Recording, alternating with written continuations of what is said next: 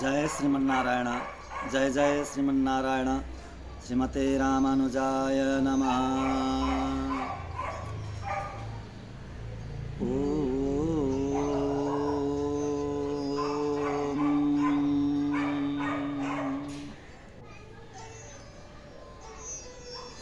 काश्यपान्मय संजातं नारायणपदासितं श्रीमन्नारायणं वन्दे यतीश्वरश्रियाजुषं वेदान्तद्वयतत्त्वज्ञं मन्त्रमन्त्रार्थदं गुरुं श्रीमन्नारायणाचार्य रामानुजयतिं भजे।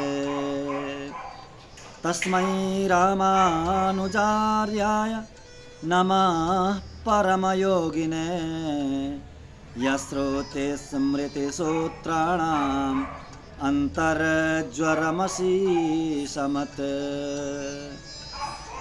वृन्दावनान्तरगतं बलिनोऽनुजातं नीलर्षभावपशुमध्यगतं दिदृक्षो दृष्टस्त्वया किमिति याः सखी जनं सा गोदा स्वयं रमयते तुह्यरङ्गराजं गोदा स्वयं रमयते तुह्यरङ्गराजं गोदा विभूषणसुरम्यपराभिधानं वृन्दावनावनिनिधिं करुणैकतानम् अर्चावतारनिचयेऽपि च यत्प्रधानं तदरङ्गदेशिकधनं शरणं शराणे तदरङ्गदेशिकधनं शरणं शराणे। ॐ सहना भवतु सहनौ भुनक्तु सह वीर्यङ्करवावहै तेजस्विनामधीतमस्तु मा विद्विषावहै। ओम शांति शांति शांति। लोकाचार्याय गुरवे कृष्णपादस्य सूनवे संसारभोगिसन्दष्ट जीवजीवातवे नमः जीवजीवातवे नमः।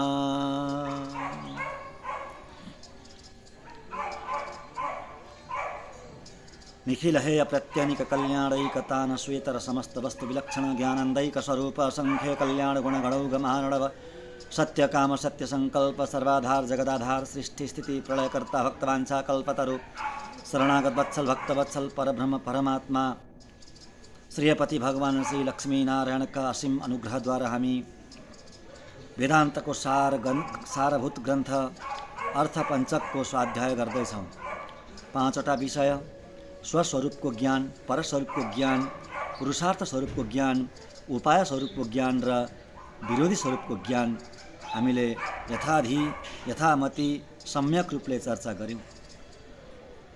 प्राप्ति विरोधी पनि अन्तिम विरोधी अन्तिम स्वरूप प्राप्ति माने विरोधी स्वरूप को पनि अन्तिम प्राप्ति विरोधी को बारेमा पनि हामीले चर्चा गर्यौं।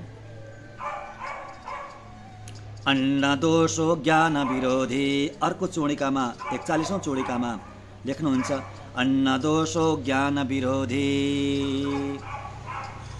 हेर्नु अन्न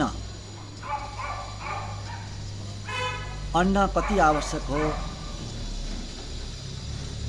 जीवनको लागि बाँच्नको लागि अन्न अपरिहार्य हुन्छ।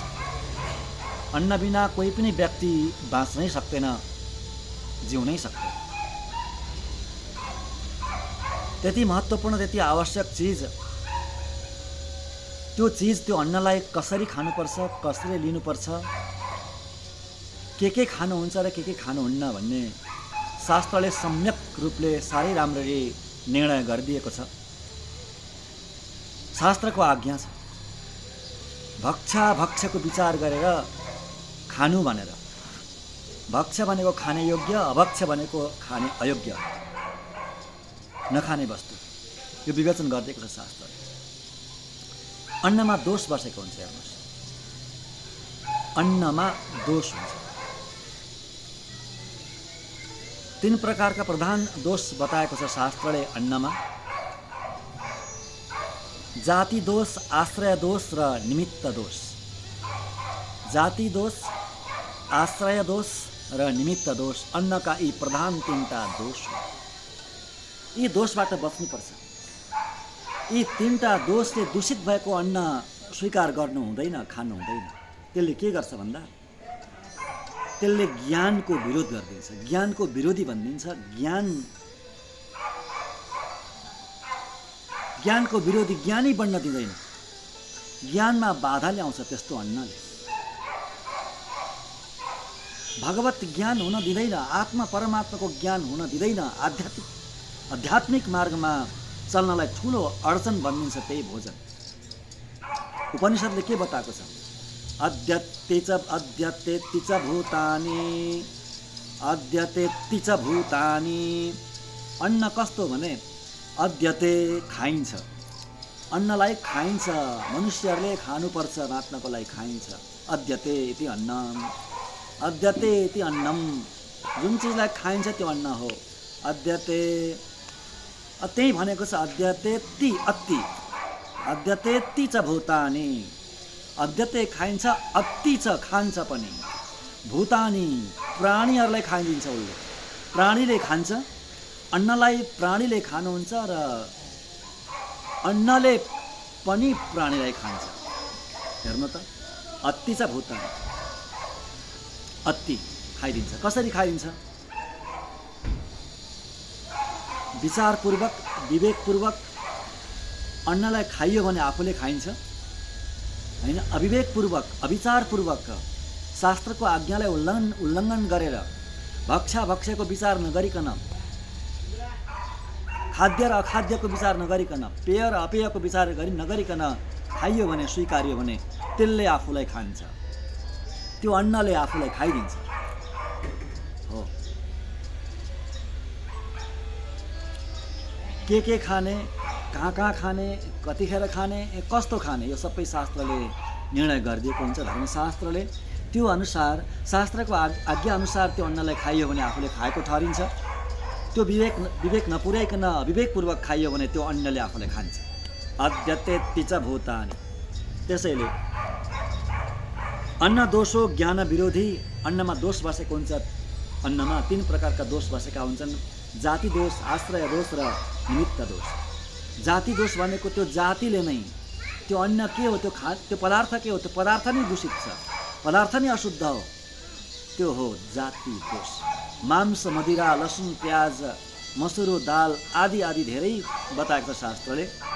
यी चिजहरू जातिले नै दूषित हुन्, पदार्थ नै दूषित हुन्। ती पदार्थहरू स्वीकार गर्नु हुँदैन। ती पदार्थबाट, त्यस्तो अन्नबाट टाढै बस्नुपर्छ होइन, त्यस्तो अन्नबाट टाढै बस्नुपर्छ। यो जाति दोष। अर्को आश्रय दोष। आश्रय दोष भनेको त्यो अन्न कसको हो, कसको अधीनमा छ त्यो अन्न, कसको घरमा छ अथवा कसको स्वामित्वमा छ त्यो अन्न, त्यो आश्रय दोष। नास्तिक, पापी, अपराधी जो हुन्छन् नि, भगवत विमुखहरू, त्यस्ताको अन्न खानु हुँदैन। त्यो पनि ज्ञानको विरोधी भइदिन्छ। त्यस्ताको अन्न खाइदियो भने, त्यस्ताको आश्रयको अन्न खायो भने के हुन्छ? ज्ञानको विरोधी हुन्छ होइन र? विश्व पितामह जस्ता महान ज्ञानीको ज्ञान किन भ्रष्ट भयो? किन भ्रष्ट भयो? त्यो विशाल सभामा, कौरव कुरुवंशीको त्यो सभामा, राजसभामा एउटी स्त्री द्रौपदीलाई नम्याउँदाखेरि एक शब्द बोल्न सकेनन् कसले? भीष्म पितामहले। त्यस्ता ज्ञानी भीष्म पितामहले बोल्न सकेन। किन? आश्रय दोष अन्न खाएको थियो नि त। आश्रय दूषित अन्नको प्रभावले केही बोल्न सकेनन्, बुद्धि भ्रष्ट भयो। कृपाचार्य, द्रोणाचार्य, आचार्यहरू, श्रेष्ठ ब्राह्मण, उहाँहरूले केही बोल्न सक्नु भएन, केही बोल्नु भएन। दुर्योधन अपराधी हो थाहा छ, कौरवहरू अपराधी हुन् सबै थाहा छ, परन्तु एक शब्द बोल्न सक्दैनन्। किन? त्यही अन्नको दोषले। त्यो अन्न खाएको छ, आश्रित दूषित अन्न खाएको छ। आश्रय दूषित अन्न खाएको छ। आश्रय दोषको प्रभावले बुद्धि भ्रष्ट भयो। त्यसैले अन्न कसको हो त्यसलाई पनि विचार गरेर खानुपर्छ, विचार गरेर लिनुपर्छ। कसको घरको अन्न हो, कसको स्वामित्वमा भएको अन्न हो अथवा कसको त्यो अन्न हो, त्यो पनि ज्ञानको विरोधी हुन्छ, भगवत ज्ञानको विरोधी हुन्छ। अर्को निमित्त दोष। निमित्त दोष भनेको हेर्नु, जसलाई भाव दोष पनि भनिन्छ। निमित्त दोष, भाव दोष। कुनै पनि पदार्थ खाने त योग्य हो, परन्तु शास्त्रले मना गरेको छैन, शास्त्रले निषेध गरेको छैन, परन्तु त्यहाँ भाव दूषित आइदिन्छ। त्यसलाई हेर्दाखेरि त्यो वस्तु अर्कै अभक्ष जस्तो लाग्छ, हेर्दाखेरि त्यो खानु हुँदैन।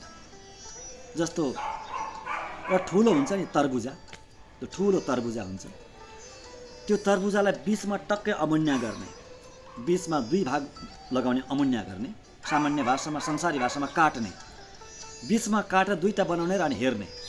त्यहाँ कस्तो देखिन्छ, रातो देखिन्छ, त्यहाँ भाव अर्कै जान्छ, अर्कै भाव जान्छ। पशुको वध गरेर त्यो 2 भाग बनाएर त्यो भित्रको मांस जस्तो त्यस्तो भाव हुन्छ। त्यसैले शास्त्रले त्यो नखानु भनेको। कलञ्जनम नभक्ष्यत भनेको छ, कलञ्जन भनेको त्यसैको नाम हो, कलञ्जनम नभक्ष्यत। त्यो भाव दोष हो, त्यो पनि खानु हुँदैन।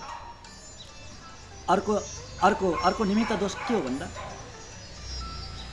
भोजन गरियो त्यहाँ केस पर्यो अथवा नङ पर्यो, केस पर्यो, नङ अथवा नङ हातबाट बाहिर निस्किसकेपछि, काटेको नङ, बाहिर निस्केको नङ, त्यो नङ केस आदि त्यहाँ परेको छ भने त्यो पनि निमित्त दोष हो। त्यस्तो अन्न पनि खानु हुँदैन।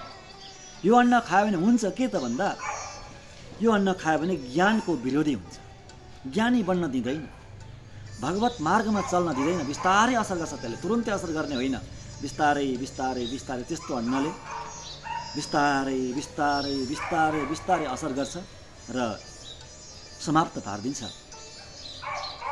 ज्ञानको विद्याको बिर्को लगाइदिन्छ। त्यस्तो अन्नले, त्यसले खानु हुँदैन। अन्न दोषो ज्ञान विरोधी। अर्कोमा लेख्नुहुन्छ सहवास दोषो भोग विरोधी। हेर्नु, सहवास भनेको वार्तालाप, उठ बस, लेनदेन इत्यादि, सहवास भनिन्छ। सँगै बस्नु, सँगै हिँड्नु, सँगै वार्तालाप गर्नु, सँगै खानु, यी सहवास हो। सहवास पनि बहुत विचार गरेर गर्नुपर्छ। कस्तो मान्छेसँग हेलमेल गर्ने, कस्तो मान्छेसँग उठबस गर्ने, कस्तो मान्छेसँग घनिष्ठता राख्ने र कस्तोसँग टाढा रहने, यो पनि शास्त्रले बताएको छ। हेर्नु, सहवास दोषो भोग विरोधी। सहवासलाई पनि दूषित बनाउनु हुँदैन, सहवासलाई दूषित बनाउनु हुँदैन। उचित व्यक्तिहरूसँग, राम्रा व्यक्तिहरूसँग मात्रै सहवास गर्नुपर्छ। पापीहरूसँग, अपराधीहरूसँग, नास्तिकहरूसँग, भगवत विमुख, भागवत द्रोहीहरूसँग कहिले पनि सहवास गर्न हुँदैन, उहाँबाट टाढै रहनुपर्छ। भित्रबाट टाढै रहने, भित्रबाट अन्तर्मनबाट टाढै रहने।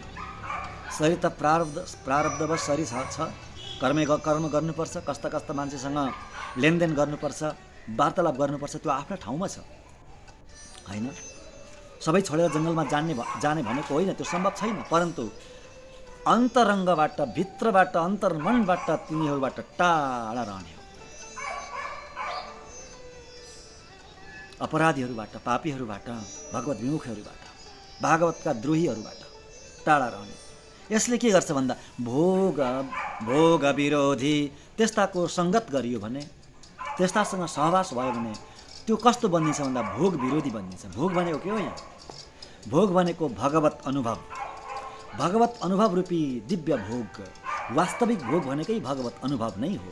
संसारको भोग होइन। संसारको भोग भनेको त यो के हो भन्दा, यो भोग, संसारको भोग भनेको यो समाप्त गर्ने, नाश गर्ने भोग। वास्तविक भोग भगवत अनुभव। पतन गराउने भोग संसारको भोग, भगवत अनुभव नै वास्तविक भोग। भगवानको अनुभव, भगवानको आराधना, भगवानको पूजन, भगवानको शरणागति, यो वास्तविक भोग हो। यो भोगको विरोधी बनिन्छ। भगवानको अनुभव हुन दिँदैन, ईश्वर अनुभव हुन दिँदैन, ईश्वरको नजिकमा जान दिँदैन त्यो सङ्गतले, त्यो सहवासले, ती नास्तिकहरूको सङ्गत, ती नास्तिकहरूको सहवासले। तिनीहरूबाट धेरै टाढा रह। पिल्ले लोकाचार्य स्वामीजीको अर्को एउटा अद्भुत ग्रन्थ छ श्री वचन भूषण। कस्तो दिव्य त्यहाँ बताउनुहुन्छ एउटा चौडिकामा। संसारी नास्तिक, भगवत विमुखी, भागवत द्रोही त्यस्तासँग कसरी रहने भन्दा त्यस्तासँग सर्पलाई देख्दा कस्तो लाग्छ त्यस्तै भाव, त्यस्तै मान्ने, त्यस्तै ठान्ने। सर्पलाई देख्ने बित्तिकै डर लाग्दैन, जिरिङ्ग हुन्छ, डर लाग्छ, त्यस्तै भाव राख्ने। भित्रबाट बाहिरबाट त्यसो गर्ने होइन, फेरि भित्र अन्तरात्माबाट त्यस्ता द्रोही, त्यस्ता पापी, त्यस्ता नास्तिकहरूबाट भित्रबाट त्यस्तो भाव लिने। किनभने भगवानको अनुभव हुन दिँदैनन् तिनीहरू। सभासदो दोषो भोग विरोधी। अर्को चौडिका 43औं चौडिका बहुत महत्त्वपूर्ण। अभिमान स्वरूप विरोधी। अभिमान स्वरूप विरोधी हो। आफूमा अलिकति पनि लेस मात्र पनि अभिमान आउन दिनु हुँदैन। श्री वैष्णवको त झन् साह्रो अभिमान शून्य रहने सम्प्रदाय हो। अभिमानलाई समाप्त पार्ने यो, समाप्त गर्ने यो मार्ग हो श्री वैष्णव मार्ग, जसमा एउटा शब्द बताउनु भएको छ।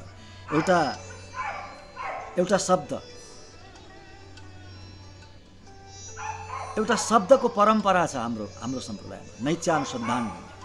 नैत्यानुसन्धान आफूलाई अनुसन्धान गर्ने। कस्तो अनुसन्धान गर्ने भन्दा, कस्तो सम्झिने आफूलाई भन्दा सबैभन्दा सानो, नैत्य, नीच, म सबैभन्दा सानो हुँ भन्ने ठान्ने। सबले अभिमान आयो भने त्यसले के गर्छ भन्दा स्वरूपको विरुद्ध गरिदिन्छ, स्वरूप विरोधी बनाइन्छ, स्वरूपको नाश हुन्छ। स्वरूपानुरूप रहँदैन। स्वरूपको नाश हुनु भनेको नै मृत्यु हुनु हो, आत्माको मृत्यु हो। स्वरूप विरोधी हुन्छ अभिमान। त्यसैले अभिमान नितान्त त्याग्नुपर्छ। अभिमान स्वरूप विरोधी। आत्माको स्वरूप कस्तो, हाम्रो स्वरूप कस्तो? भक्तको भक्तको स्वरूप दास हो। भागवतको स्वरूप दास हो। आफूलाई दास ठान्ने, भगवानको दास, भागवतहरूको पनि दास न, सबैको सेवक हुनु, यस्तो सम्झिने, यस्तो ठान्ने। बस यो अर्थपञ्चको ज्ञान हो। सबैले आफूलाई नै सानो ठानेपछि झगडा कहाँ? झगडा त्यहाँ हुन्छ म पनि हुँ, म केही हुँ, त्यहीँ झगडा हुन्छ, त्यहीँ टकराव हुन्छ, त्यहीँ दरार पनि त्यहीँ पर्छ। बस सबले आफूलाई सानो ठान्ने। कस्तो अद्भुत, कस्तो विलक्षण मार्ग बताएर जानुभयो रामानुजाचार्य स्वामीजी। नैत्यानुसन्धान गरेर बस्नु भनेर जानु होइन। कति प्र्याक्टिकल छ, कति यथार्थ छ, रियालिटी। यो अर्थपञ्चक। अब यो अर्थपञ्चकको समापन गर्दै हुनुहुन्छ स्वामीजी।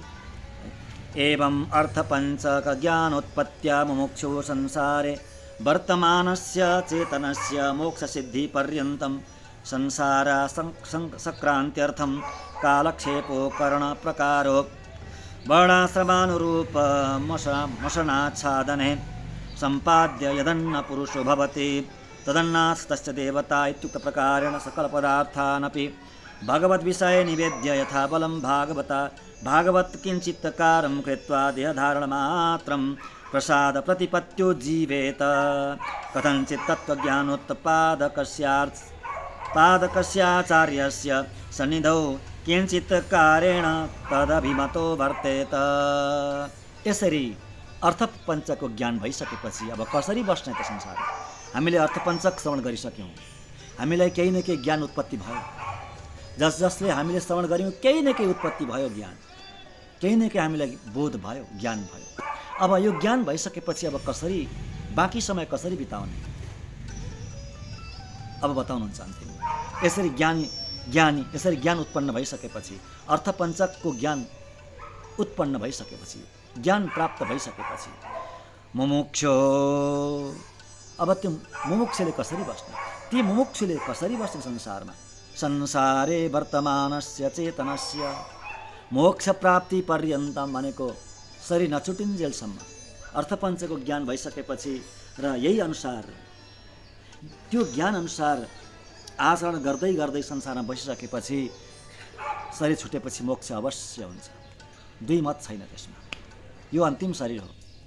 शरीर छुटिसकेपछि भगवत धाम निश्चित हो। अब यो शरीर छुटुन्जेलसम्म कसरी बस्ने त्यो बताउनुहुन्छ है। कालक्षेप करण प्रकारो, कालक्षेप गर्दै बस्ने। कालक्षेप भनेको सत्सङ्ग हो। सत्सङ्गको नाम कालक्षेप हो। सत्सङ्ग श्रवण गर्दै बस्ने। सत्सङ्गलाई कहिले छोड्नु हुँदैन। कालक्षेपलाई, आचार्यको उपदेशलाई कहिले पनि छोड्नु हुँदैन। कहिले पनि त्यो कहिल्यै पुरा हुँदैन।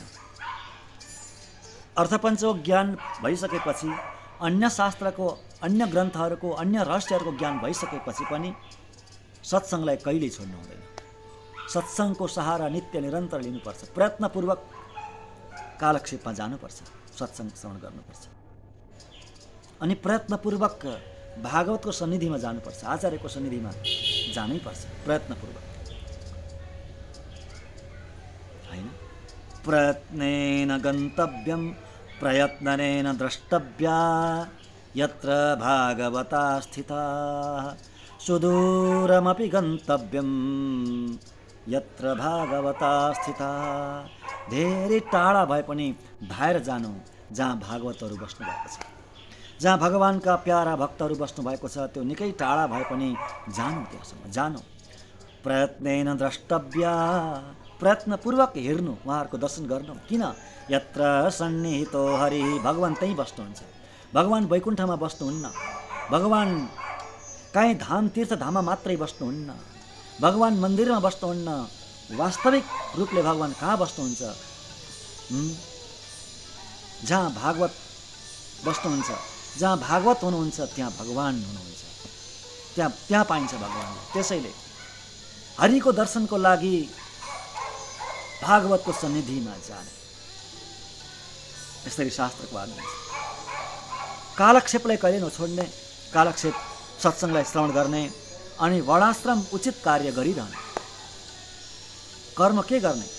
बाँचुन्जेल केही न केही गर्नुपर्छ, होइन? प्रारब्ध आफ्नो साथमा छ। त्यो प्रारब्ध अनुसार पाइन्छ केही न केही, र त्यही अनुसार केही न केही कर्म बन्छ र कर्म गर्ने। कर्म कसरी गर्ने भन्दा वर्णाश्रम उचित कर्म गर्ने भनेको न्यायले आर्जन गर्ने, न्यायपूर्वक कमाउने। अनि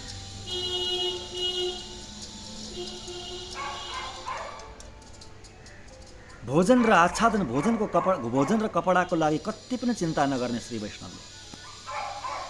भोजने छादने चिन्ता वृथा कुर्वन्ति वैष्णवाः। भोजने छादने चिन्ता, भोजन र कपडाको चिन्ता गर्नै हुँदैन। यदि कसैले गर्छ भने त्यो वृथा हो, वैष्णव होइन। वैष्णव बनिँदैन त्यस्तो चिन्ता गर भने। त्यो पहिल्यै फिक्स भएको छ, पहिल्यै निर्णय गरिसकेको छ के खान्छ, कुन दिन कति घाँस खान्छ, बिहान कति घाँस, कुन दिनको बिहान कति घाँस खान्छ, बेलुका कति घाँस खान्छ, है, दिउँसो के खान्छ, पानी कतिपल्ट पिउँछ, त्यो सब पहिले नै फिक्स गरेको छ, पहिले नै निर्णय गरेको छ। त्यही अनुसार उसले पाउने हो। कपडा कुन दिन कस्तो कपडा लगाउँछ, होइन? आज म यो अर्कै लाएर बस्छेँ, यो रातो भोटो लाएर बस्छेँ, यो पहिल्यै निर्णय थियो यो लगाउने भन्ने। त्यसैले यसको लागि चिन्ता गर्ने हुँदैन। वैष्णवले चिन्ता नगरिकन जे प्राप्त हुन्छ त्यो ईश्वरलाई निवेदन गर्नु। हेर्नु है, कसरी रहने संसारमा मोक्ष पर्यन्त ज्ञानी भइसकेपछि, यसरी अर्थपञ्चको ज्ञान प्राप्त भइसकेपछि कसरी बस्ने त अब त्यो बताउनु हुँदैछ यहाँ। भोजन र कपडाको चिन्ता नगर्ने, भगवानले दिनुहुन्छ, भगवानमा भर पर्ने। अनि जे प्राप्त हुन्छ, भोजन अथवा कपडा जे प्राप्त हुन्छ आफूलाई, त्यो भगवानलाई निवेदन गर्ने र भगवानलाई निवेदित गरेको त्यो पदार्थ प्रसादको रूपमा स्वीकार गर्ने। के भन्नुहुन्छ? यदन्ना पुरुषो भवति तदन्नास्तस्य देवता। हेर्नु, मनुष्यको जे अन्न हुन्छ उसका देवताको पनि त्यही अन्न हुन्छ। हामी अन्न जे बनाउँछौँ आफूलाई जे बनाउँछौँ खानको लागि त्यो हाम्रो देवताको पनि अन्न त्यही हो। हाम्रो देवता भनेको हाम्रो इष्टदेव, हाम्रो इष्टदेवको अन्न पनि त्यही नै हो। हामी वैष्णवहरूका इष्टदेव को हुनुहुन्छ? भगवान् श्रीहरि हुनुहुन्छ, श्रीमन्नारायण हुनुहुन्छ। त्यसैले उहाँको पनि अन्न त्यही नै हो। हामी जे भोजन गर्छौँ त्यही अन्न हो, सात्विक भोजन, परम सात्विक भोजन। र जे बनाउँछौँ हामी, जे बनाइन्छ त्यो भगवान्लाई निवेदन गर्ने, भगवान्लाई भोग लगाउने अनि त्यो प्रसादको रूपमा पाउने। हेर्नु, ईश्वरलाई निवेदन नगरेको पदार्थ खायो भने त्यो पापै पाप खाएको ठहरिन्छ। शास्त्रले ठहर्याएको छ, भगवान्ले ठहर्याउनु भएको छ। यज्ञशिष्टासिन सन्तो मुच्यन्ते सर्वकिल्बिषै भुञ्जन्ते ते त्वगं पापा ये पचन्त्यात्मकारणात्। यज्ञशिष्टासिन सन्तो मुच्यन्ते सर्वकिल्बिषै। यज्ञशिष्टासिन भनेको यज्ञबाट बचेको पदार्थ जसले खान्छ नि, उहाँहरू जसले खानुहुन्छ उहाँहरू समस्त पापबाट मुक्त हुनुहुन्छ। यज्ञबाट बचेको खाने हो, यज्ञ गर्ने, यज्ञबाट जो बच्छ त्यो खाने, त्यसले जीविका चलाउने, त्यसले आफ्नो शरीरको पोषण गर्ने। त्यसो गरियो भने पापबाट स्वतः मुक्त हुन्छ। त्यसो नगरिकन, यज्ञ नगरिकन ये पचन भुञ्जन्ते ते त्वगं पापा ये पचन्ते आत्मकारणात्। आत्मकारणात् भनेको आफ्नो लागि मात्रै पकाउने, खाइहाल्ने। यज्ञ नगरिकन आफ्नो लागि मात्रै पकाउने, खाने, त्यस्तो गरियो भने भुञ्जन्ते ते त्वगं पापा। ती पापीहरूले पापै पाप खान्छन्। घाँसमा पाप खान्छन्, सीतामा रोटीको टुक्रामा पापै पाप खाएको हुन्छ। गीताको निर्णय हो यो, गीताको आदेश हो। कति प्रमाणिक होला? भगवानको वाणी हो, कति प्रमाणिक होला। त्यसैले भगवानलाई निवेदन गरिसकेपछि त्यो प्रसाद बन्छ, पदार्थ रहँदैन, प्रसाद बन्छ। त्यो लिने, प्रसाद भनेको कृपा हो। प्रसादको अर्थ कृपा हो। त्यो प्रसाद खाइसकेपछि पुरा शरीर कृपामय बन्छ। नयाँ कपडा हामीले किनेर ल्यायौँ भने त्यो कपडा सबभन्दा पहिला भगवानलाई अर्पण गर्ने, भगवानलाई अर्पण गरेर अलिकति यसो जल छिटेर तुलसी राखेर भगवानलाई अर्पण गर्ने, भगवानको सन्निधिमा केही समय राख्ने, त्यस पछाडि त्यो कपडा अनि धारण गर्ने। आहा, त्यो प्रसाद भयो, भगवानको प्रसाद। अनि हामी जे स्वीकार गर्छौँ, जे लिन्छौँ, भगवानलाई अर्पण गरेर लिने। अब एउटा के सवाल उठ्छ भने भगवान घरमा हुनुहुन्छ, मन्दिरमा हुनुहुन्छ। अब दिउँसो कहीँ बाहिर केही लिनु पर्यो, फल लिनु पर्यो, पानी पिउनु पर्यो अथवा केही लिनु पर्यो भने कसरी अर्पण गर्ने भगवानलाई? घरमै, भगवान त घरमा हुनुहुन्छ, मन्दिरमा हुनुहुन्छ भन्दाखेरि त्यस्तो होइन। भगवान कहाँ हुनुहुन्न? भगवान नभएको स्थान कहाँ छ? कस्तो स्थान छ? होइन, जहाँ पनि हुनुहुन्छ भगवान। भावनाले ती अर्पण गर्ने भगवानले। बस फल लिनु पर्यो, हामी जङ्गलमा गयो, अति सुन्दर फल फलेको छ, के गर्ने? फल टिप्ने। त्यो फल टिपेर के गर्ने? त्यसलाई अलिकति अमुन्या गरेको भावना गर्ने, अमुन्या गरेको भावना गरेर यसो अलिकति चोट लगाएर, तुलसी छैन, तुलसी दल छोडेको भावना गर्ने, ती भोग लगाइदिने प्रभुलाई। त्वदीयं वस्तु गोविन्द तुभ्यमेव समर्पये गृहाण सन्मुखो भूत्वा प्रसीद पुरुषोत्तमा भन्ने, त्यही भोग लगाउने। अनि भगवान कहाँ हुनुहुन्छ? होइन, यसरी जीवन बिताउने। भगवत विषय निवेद्य यथा बलम भागवत किञ्चित्कारं कृत्वा देहधारणमात्रं प्रसाद प्रतिपत्यो जीवेत। देह धारण गर्नको लागि मात्रै खाने हो, बाँच्नको लागि खाने हो। अनि यो शरीर ढाक्नको लागि कपडा लगाउने हो। खानका लागि बाँच्ने होइन, बाँच्नको लागि खाने हो। देह धारण गर्नको लागि मात्रै भनेको छ शास्त्रले। देह धारण गर्नुभन्दा अधिक बढी थुपार्नलाई चोर भनेको छ। त्यसलाई दण्ड दिनुपर्छ, दण्ड दिने योग्य छ भनेर भनेको शास्त्रले। त्यसैले यसरी जीवन बिताउने। किञ्चित् तत्त्वज्ञानोत्पादकस्याचार्यस्य सन्निधौ। अनि सम्भव भएछ भने ज्ञानीहरूको नजिकै बस्ने। आचार्य कोटिका ज्ञानी जो पुरुषहरू हुनुहुन्छ, जो भागवत श्री वैष्णव हुनुहुन्छ उहाँको नजिकै बस्ने, उहाँको सन्निधिमा बस्ने भनेको छ। भरिसके उहाँको सन्निधिमै बस्ने, नभए पनि नजिकै बस्ने, भेट भइरहोस्, कमसेकम हप्ता दिनमा एकपल्ट त भेट होस्, त्यस्तो स्थानमा बस्ने। अब त्यस्तो स्थानमा नभए पनि त्यस्ता आचार्यको अभिमत भएर बस्ने भनेको यसरी बस्ने, त्यस्ता आचार्यले आफूलाई सम्झिनुहुन्छ, सम्झिने बन्ने है, त्यस्तो बनेर बस्ने, अभिमत बनेर बस्ने आचार्यको। अभिमत तदभिमतो वर्तेत। बेला बेला त्यस्ता ज्ञानी त्यस्ता आचार्यलाई अब अहिले त प्रविधि छ, प्रविधि मार्फत माने साष्टाङ्ग गर्ने, सोध्ने, सञ्च विसञ्च आदि अभिमत भएर बस्ने। यो यी सबै कुरा विस्तृत रूपले रामानुज स्वामीजीले 72 वाक्यमा बताउनु भएको छ। हामी त्यो 72 वाक्यको बारेमा पनि कुनै समयमा चर्चा गरौँला। र यसै सन्दर्भमा म समस्त हजुरहरूलाई एउटा के प्रार्थना गर्छु भने, चरणमै म साष्टाङ्ग गर्छु सबैलाई, बिल्कुल साष्टाङ्ग गर्छु। आजसम्म मैले यो भनेको थिएन, प्रार्थना गरेको थिएन, म आज भन्छु। अब यस्ता विषयहरू युट्युब मार्फत म दास केही न केही म अपलोड गरिरहनेछु, हालिरहनेछु। हजुरहरूले सब्सक्राइब, सेयर, लाइक र कमेन्ट, यति कुरा। सब्सक्राइब त्यो छेउमा तल रातो अक्षरले लेखेको हुन्छ, सब्सक्राइब, SUBCRIBE, सब्सक्राइब लेखेको हुन्छ, त्यहाँ टक्क थिचिदिने, सब्सक्राइबमा थिचिदिने, त्यति मात्रै थिचे पनि भयो। अनि त्यहाँ एउटा घन्टी, सानो घन्टीको एउटा आइकन आउँछ, घन्टीको एउटा सानो चिन्ह आउँछ, त्यो घन्टीमा टक्क थिच्ने। अनि त्यो थिचिसकेपछि ALL अल भनेर आउँछ, अनि घन्टीको त्यो चिन्ह कालो हुन्छ, त्यो कालो अल लेखेको ठाउँमा टक्क थिचिदिने। त्यति थिचिसकेपछि मैले अपलोड गरेका, मैले लगाएका कथाहरू आफै हजुरको मोबाइलमा आइरहन्छ। र केवल सब्सक्राइबमा मात्रै थिचे पनि पुग्छ।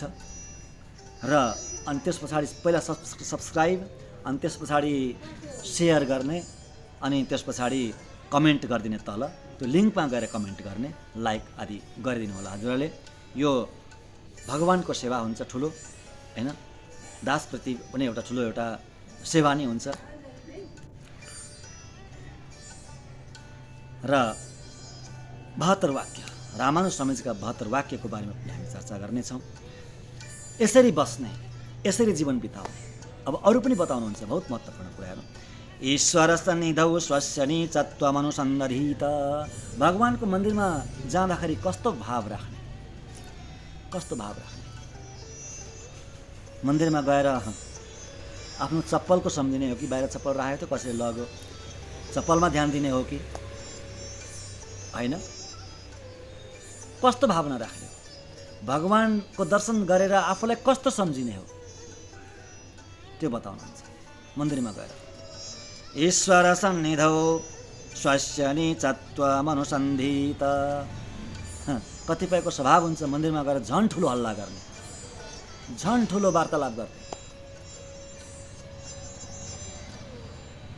पाठ भइरहेको हुन्छ सन्निधिमा, उता अर्को कोलाहल हुन्छ अगाडिपट्टि, अनि उहाँहरूले भन्नुपर्छ, सम्झाउनुपर्छ, होइन?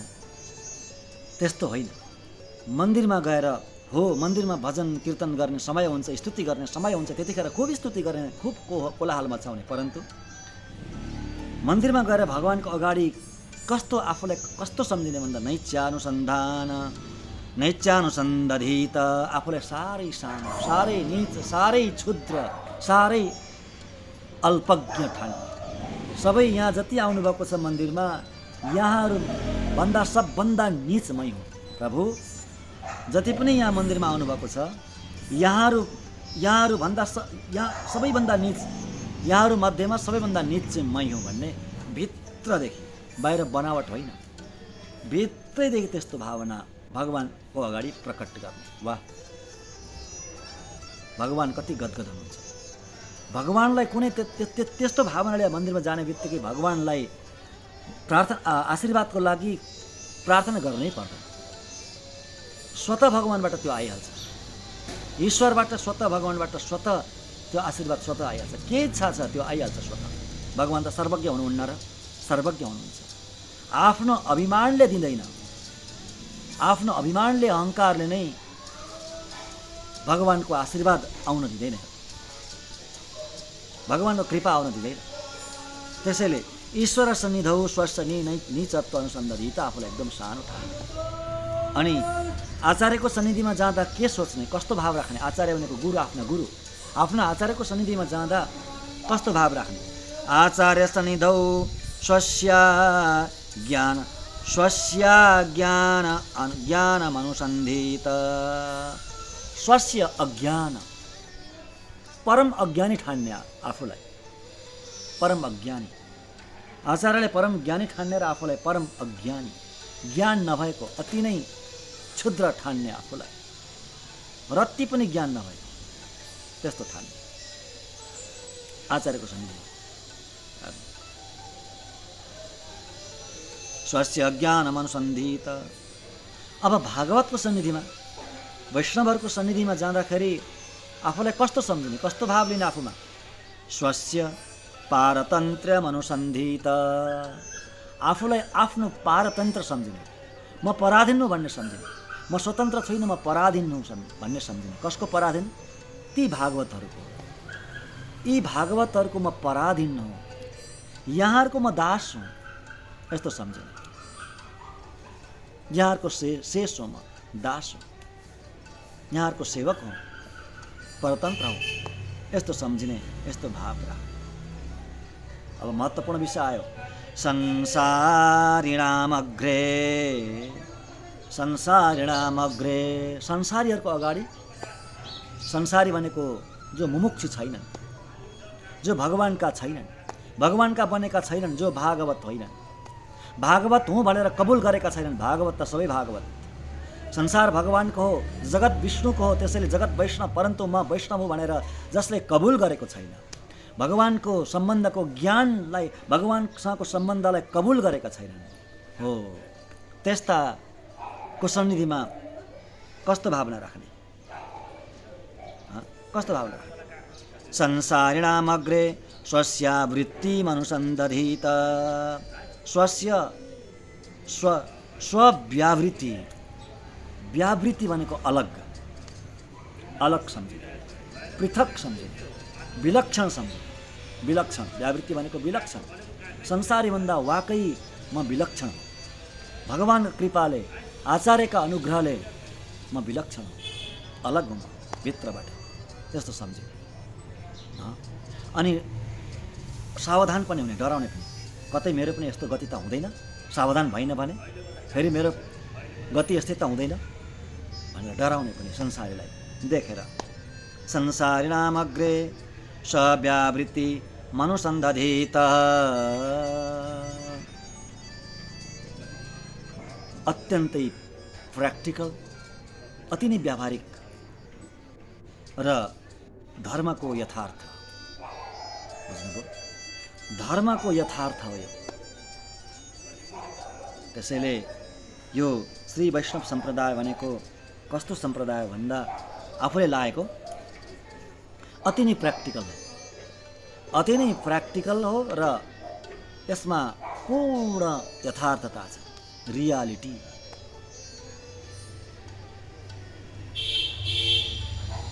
प्र्याक्टिकल र रियालिटी, यी दुईटा प्रधान, यी दुईटा विशेषता हुन् यो सम्प्रदायका। यसरी बताउनुभयो मुमुक्षुले अर्थपञ्चको ज्ञान भइसकेपछि कसरी बस्ने भनेर।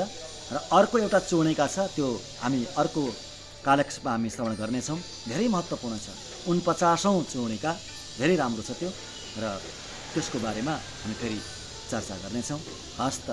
जय श्रीमन्नारायण। श्रीमते रामानुजाय नमः।